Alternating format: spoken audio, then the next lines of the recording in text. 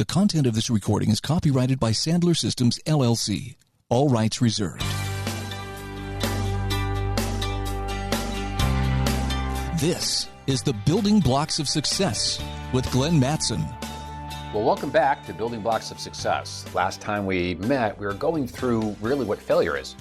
We were talking about the anatomy of failure and what those steps are in terms of complete disbelief, then fear, then anger sets in, then you have acceptance, and with that comes despair, and then you can start moving on. We talked about some of the great lessons that come from failure, and there's amazing things that will happen and have the ability for you to grow, new mindset towards risk-taking, priorities, strengthening up your gut system, helping you understand who you are, all phenomenal things that come from failure. But we also have to take a look at the reality of something called risk-taking. Risk-taking is really the beginning of the process of failure, right? So if we look at it, risk-taking is the mere activity of letting go of what you know to be true, letting go of what is normal for you, letting go of what is predictable, letting go of what you know, but going towards something of greater value. Let's think about that for a second. You're letting go of something that's predictable, that has history to it, that you know, but you're letting those things go to go towards something of greater value. And you have to realize every single time that you risk, there is going to be some level of a loss. You have to understand that you have to give things up to get things. And when we look at risk-taking, a lot of times people will ask me, well, when do I risk? And I think it's quite easy. If you just look at a simple rule is you gotta risk when you're unhappy. If you're doing something and you wanna be better at it, if you're in something, a stage of your life, and you're not happy where you are, it's a very simple rule. If you're not happy, it's time for change. And change comes with risk. So if you're not where you wanna be, if you're not what you are, if you're not doing what you want, got it. But that's a risk. Risk is letting go of what you know to be true to go something towards of greater value. So every time that you risk, there is going to be some form of a loss. But this is one of my favorite one-liners, and it's helped me tremendously through my professional and my private life, is not risking is absolutely the surest way not to achieve your results. I say that again to you. Not risking is the absolute surest way of not achieving your objectives or not being successful, whatever that means to you. So risking isn't let's see if I want to do it today. You have to learn how to risk every day. So these next two compartments of the building blocks of success is really looking at and understanding what risk-taking is. How do we understand it? How do we maximize it? But also, what are the lessons that we get from it? So, it's always interesting that when I'm talking with people and they say, well, Glenn, I'm terrified of risking. I'm nervous. I'm afraid. I'm unsure of myself, right? But the reality is that you're supposed to be afraid when you're risking. Remember, risking is letting go of what you know to be true to go towards something of greater value. So if you're not afraid, you're probably not taking a risk. So never assume or connect the dots that fear is something that means you shouldn't risk. Honestly, you should be afraid when you're risking. If you're not afraid, are you really risking anything? So, don't discount the issue of risking with being afraid and therefore walking away from it. No, you're supposed to be afraid when you take risks. That's one of the checkpoints of am I in a risky situation? Yeah, you uncomfortable? Yeah. And the bigger the risk, sometimes the more uncomfortable you're going to be because it's a bigger letting go. It's interesting. I watched a movie and it was about the Holy Grail. And you had Harrison Ford in it, Sean Connery in it. Sean Connery was Harrison Ford's father. And what they did in this movie is they shot Sean Connery. Now, when they shot him, he didn't pass away or anything. They shot him in the stomach. And the only way to save his father is for Harrison Ford is to go through all these trials and tribulations and pathways inside of this cave to come to find the Holy Grail. And if he finds the Holy Grail, then he can bring it back and save his father. So here he is in the midst of a riddle. And the riddle, as he's standing there, there's a massive, vast separation between where he is and the wall and the entrance to where he needs to go. And there's no tunnel, there's no a bridge, there's nothing to get from one spot to another. So here he is reading this riddle. His back is against the wall. He has a really small hole, looks almost like a cave that's down where his feet is. That's where he came out. He's standing on a ledge that's maybe 3 feet wide. And a good 30 feet away from him is the other wall with a small hole, cave, that he's got to go through. And in theory, that's where the Holy Grail is. There's nothing that connects these two walls. There's nothing that connects these two areas. So he says, reading this riddle, he realizes the riddle has to do with belief. The riddle has to do with the step of faith sometimes is more important than anything else. So he closes his eyes, he picks up his foot, he steps forward. And you're thinking he's going to fall hundreds and hundreds, if not thousands of feet into this massive crevice. But the reality is he actually stands on a bridge. It's an optical illusion. And the reason that bridge is there is because the whole theme of the test was testing your belief. Your belief in this situation, God, in this belief, in this situation, yourself. So my question for a lot of us is sometimes the success of our risk-taking depends more on our willingness to take the leap than being so concerned about what happens if I fail. Let me give it to you again. Sometimes the success of a risk depends more on our willingness to lean in, to take that risk, and not being so concerned about the what if. What if I fail? What if I embarrass myself? So a lot of times we have to let go of the what if and lean into what we believe is worth the risk. You know, we have this thing called the comfort zone. And our comfort zone is really our if you look at psychology for a second, our brain is designed to ensure that we, to the best of its ability, we stay away from pain. Either we get away from painful situations, we try to stay away from painful scenarios. Now, we look at a comfort zone. A comfort zone is your body's mentality saying, this is our safe zone. If you do these things and stay within this sphere, right, you're going to be okay. You're not going to be getting hurt too much. You're not going to be risking too much. Comfort zone. So the reality of a comfort zone is our identity, our self-esteem, saying this is where you belong. This is where you should be. Doesn't mean it's right. Just says this is where you should be. And anytime you get outside that comfort zone, you're going to feel a little anxious. Remember, you take risks, you should feel anxious. So that's why most of us go back into our comfort zone. Versus when you feel a little anxious, say, excellent, I should feel anxious. I'm getting outside my comfort zone. And the reason I keep pushing getting outside your comfort zone is a life without risk, a life without getting outside your comfort zone is a life with no growth. Look, risks don't have to be huge things. If you're very comfortable taking this certain train to that part of Brooklyn, is there a different way to get there that may be a little uncomfortable? It's a little bit of a risk, right? Because it's uncomfortable, but you can get there so you can turn around and say, look, I did it. And I did it builds massive amount of confidence. So ask yourself, are you risking to stay in your comfort zone? Or are you risking every day to do something outside your comfort zone? Just because your friends do it every day doesn't mean that you need to do it every day. So we're going to look at this thing called risking. And it's not as difficult as necessarily everyone looks at. Risking is letting go of what you know to go towards something of greater value. When you're unhappy where you are, it is the absolute best time to take a risk. Not risking is the surest way not to succeed. You're supposed to be afraid when you risk. And quite honestly, You're supposed to be outside your comfort zone. That's what makes you nervous. So let's take this journey together on what this risking is, what does it mean, and how we can do it.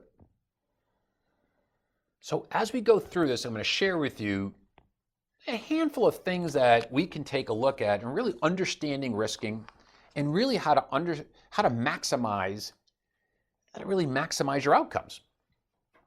So let's take a journey with this. I'm going to go through, there's certain rules, lack of a better word. There's going to be 8 of them. Let me walk you through these. You should listen to this more than once for sure. Some of these are going to mean different things for different people at different times of your professional career. So let's go through this. When it's time to risk, it may be the time to pull out this list, read through it, and ask yourself, am I really ready to take the risks? So here they are. The first one, to understand your risks and how to really maximize your outcome when it comes to risk taking. The first one is you got to really know the rules. All right, what does that mean? Right? You got to be able to understand what you are risking. You need to be really clear on what you're risking. See, tunnel vision isn't very good sometimes when we have to risk. We have to get ourselves up, look around, and understand the bigger picture. So when we know the rules, for instance, do you understand that if something happens, therefore what's going to be the next piece of it? We have to know the rules of what's acceptable and not acceptable. We're going to have to understand how you can go to market or how you can't go to market. You must understand the rules of how to take a test. The rules of the road. Like for instance, when I was in college, and we had our philosophy, one of my philosophy professors, our last final, and he was the most serious individual, never laughed, never made jokes, almost like a computer. But he was very big on several things. 1, always be on time. 2, be respectful.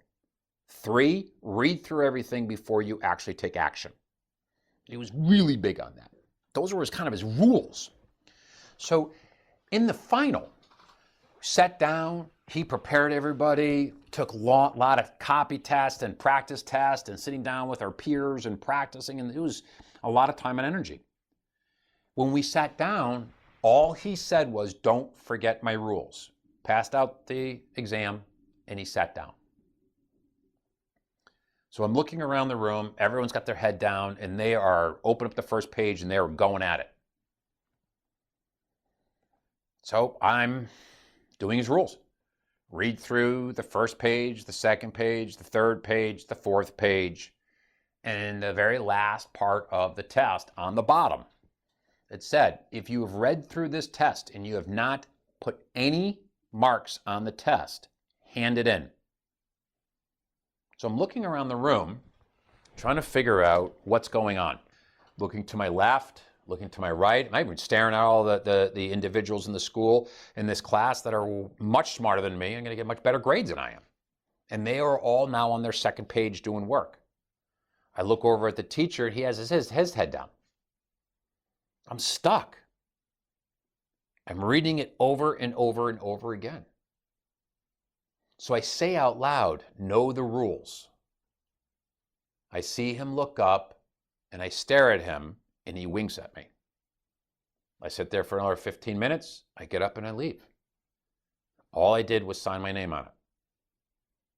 So let me ask you a question. When you're about to take risks, do you actually understand and have a very clear picture of what's going on? Do you know the rules? Have you gone through it? Have you looked at all the information at your hands so that you can make the right decision by making an informed risk?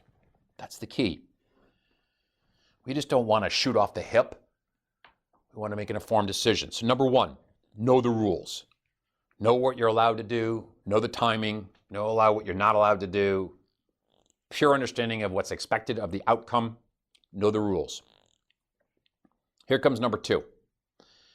Number 2 is one that has helped me quite a bit in my professional career, and it's not an easy one to do. It is, number 2 rule is know your limitations. Know your limitations. Do you have a realistic view of your limitations with regards to what you're about to do? You know, self-awareness, and this has nothing to do with guts or courage or anything of that nature. Knowing your limitations is having the ability, really the self-awareness tool that we need. It's a really a remarkable skill, is having the ability to look at you, at yourself as a third person. Look at your strengths, look at your weaknesses, look at yourself as a tool, look at yourself as a computer. Is your memory getting low? Is your battery getting low? How's your keyboards? Are they sticking? Everything's going well. We are a tool. So we have to understand what our limitations are. So when we look at and understand the risk that we're about to take, you have to take stock inside of you and your skill set. You got to be objective at measuring your strengths and your weaknesses and looking at the scenario you're in. Look, you know, when you're water skiing, in the first couple of minutes of water skiing, especially when we were younger and our boat wasn't strong enough to pull us up to plane, which means when you're in the water, you're half in the water, half out, your skis are up in the air. The line that pulls you up from the boat to your hand is between your skis, and the boat goes and it starts to pull you. And you're doing the best you can to feel like you're sitting in a chair in the water with your skis against the pressure of the water as the boat's pulling you. Planing is when there's enough momentum and enough pull that you stand up. But until that can happen, it's called sucking water. And if you could just picture it in your head for a moment, the boat's moving along, your skis are in front of you, the rope's between your legs, and the water's hitting the skis and creating a dome that goes up over your ski into your face. So as you're being pulled by the boat, you have all this water shooting in your face. And at some point, you will be picked up. You'll be out of the water. So sometimes we have to suck some water before we can stand up on our skis. But you got to know your limitations. Don't ever be a cheerleader to yourself and give yourself more than you are, but don't ever, ever discount yourself. You got to take stock in really knowing your limitations, knowing what your strengths are, knowing what your weaknesses are, knowing where your comfort zone is, knowing that your ability to talk and do the things that you're about to do, where are you on your skill sets? So the second rule to really understanding risks is knowing your limitations, having a realistic view of what you're really good at and what you're not good at. So the first real good rule is know your rules. The second is know your limitation. The third one I want to share with you, it's a little more esoteric, but really it's not. It's about do not discount your gut feelings. It's really good to be intellectual in these scenarios. It's good to collect data on what's happening. But I will say, I never want you to forget what your gut says. The gut message, the message that you get from your belly button, is something that is a fantastic part of the equation. Is the fact that many of us have learned to discount our gut. Many of us have been taught to look at different points of data, not your gut. See, a lot of times our feelings are the sums of everything else. They're the sums of our observations, they're sums of our history, past performances, memory, our emotions. It includes reasons, it includes perceptions into it. So when you put all that together in a blender and shake it up, that's your gut. And intuition is an absolutely, unfortunately, unstrengthened, and people don't use it or work on it or try to develop it. But do not discount your gut system. You got to learn that if you feel something in your belly button's not right, a fair amount of that is because you have all these different pieces of the pie. Again, your memory, the history, outside places, and you're starting to put all these together, and they may not be in a logical process, but your gut says something ain't right. You know, it's interesting. A handful of years ago, I was lucky enough to watch this high school lacrosse team. And they were down by literally 5 or 6 goals with a minute and a half to go. And anyone who knows anything about sports, you might as well pack it up and go home. But sure enough, boom, they win a face-off, they go down and score. They do it again within 7 seconds. They do it again within 11 seconds. So now they were down by 5, and now we're down by 2. That's not a minute and a half left. It's 35 seconds left. It is chaos in the stands. Everyone's going crazy. All the people that were on the winning team were in the parking lot getting their car, singing, so long, so long. And here they are now getting out of the car, going back into the stadium. So all of a sudden, 3 seconds left in the game. Now we're in overtime. This is crazy. Everyone's going nuts. They draw up this massive play. Everyone knows what to do. 3 seconds left in the game. This attackman decides, he's in the corner of the box, he decides to come out, and the first step he takes, he goes into a different direction on step 2 than what the play called for. He blew right by his guy. He took 3 steps, made a great shot, and they won the state championships. Absolutely epic. Place went crazy. The amazing thing is, what scored the goal was not the planned. It was not at all. What happened was the attackman, as the play got set up, he started to get a feeling that if they went with that play, it wouldn't happen. He kept screaming in his head, you should do this, you should do this, and he believed and listened to his head, and he did it, and it won. Don't discount your gut if you want to maximize your risking. The fourth one I want to share with you, the fourth rule, is confront your fears that may be holding you back. Glenn, what does that mean? Well, what that means is that if you want to take risks, you want to get better at risks, you want to maximize them, you got to really take some stock in what makes you afraid. What is your fear that's holding you back from letting go? You know intellectually it's the right thing to do, but you're still holding on to it. We have to confront our fears that are holding us back. Do you realize that when we're able to analyze and plan and execute a method to overcome those weaknesses, those fears that we have, it's an amazing thing that happens. Sandler always said, your greatest fear, if you work on it, your greatest fear will always become your greatest asset. So if you take a look at what are you most afraid of, instead of being and moving away from it, why wouldn't you move towards it? If you move towards what you're afraid of, you start to work on it. As you start to work on it, the belief of I can't do this turns into I can do this. And I can do this builds confidence. And confidence creates the ability to take more risks. So this is for everyone listening in. If you're driving in your car, you're waking up early in the morning time, taking the train into the city, whatever you may be doing, ask yourself, what are the fears that I have in the heart of my belly button that's holding me back from being my best version of myself? And start to learn how to let those things go, even if you do it in timestamps. Which what I mean by that is this. I remember a long time ago, one of my coaches said to me, hey, what are you afraid of? And I shared it with him, and one was fear of rejection, for instance. Well, he would say, okay, I got it.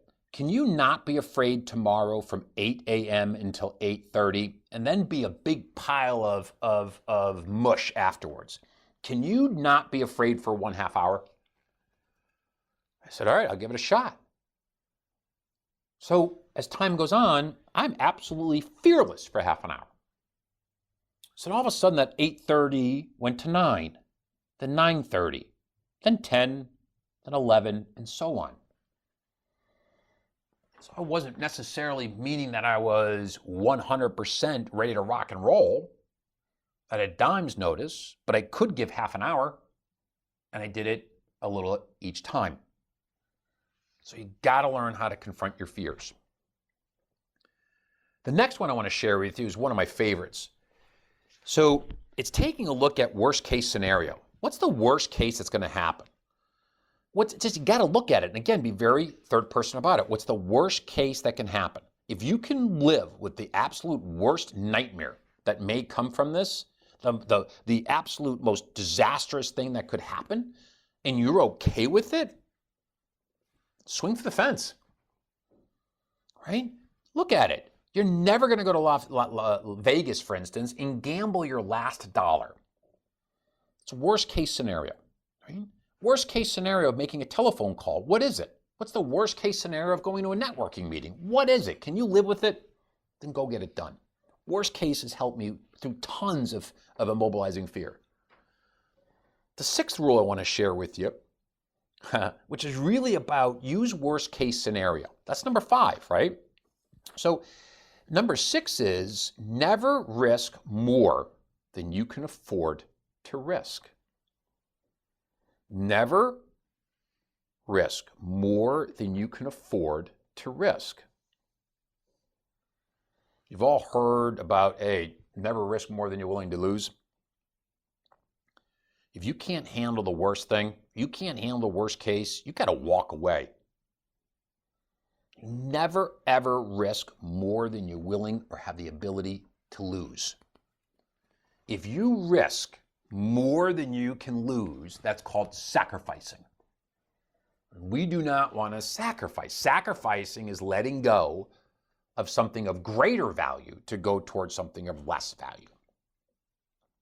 Risking is letting go to go towards greater value.